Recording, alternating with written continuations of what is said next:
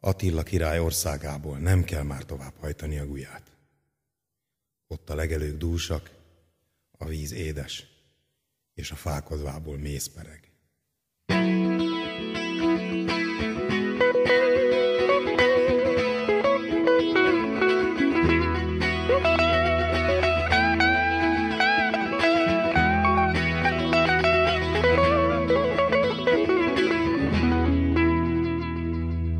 Hogy gondolhattad azt, hogy véletlen, hogy éppen most, s hogy épp ide születtem, hogy azon a nyelven beszélek, amin Petőfi Sándor írt, s hogy úgy érzem, az én dolgom hozni most a hírt. Túl vagyok már azon, hogy mindent elhiggyek, amit a tévéből vigyorgó alakok beszélnek, ahol az igazság és az adott szó már nem érdekel senkit, de engem az apám úgy tanított, hogy becsület nélkül az ember nem ér semmit. Megoldást, sajnos mást én se látok, ezután nem számít, amit elvárnak. Az, amit érzek, az vagyok én, a kisfiamért, a szerelmemért. A nagy szavakra, tudod, nem áll rá a tollam, talán sejted is, hogy miért.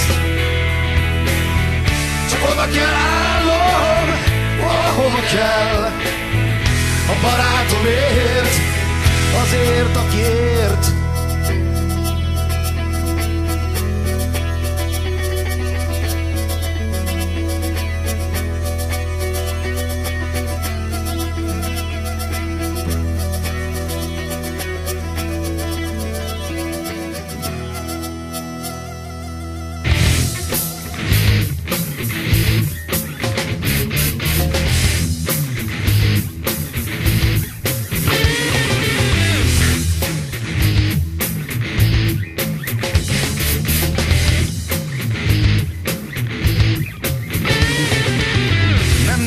Dolgokról az nem érdem, nem válasz semmire az, hogy nem értem.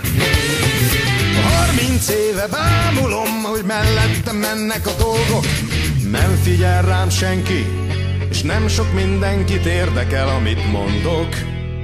Nekünk magyarnak lenni egészen más jelent, a saját hazánkban látni a végtelent, a dombtetőn állva érezni, és tudni, hogy ki is vagyok, mikor a sólymokat nézem, ahogy az otthonunk fölött köröket írnak az égen.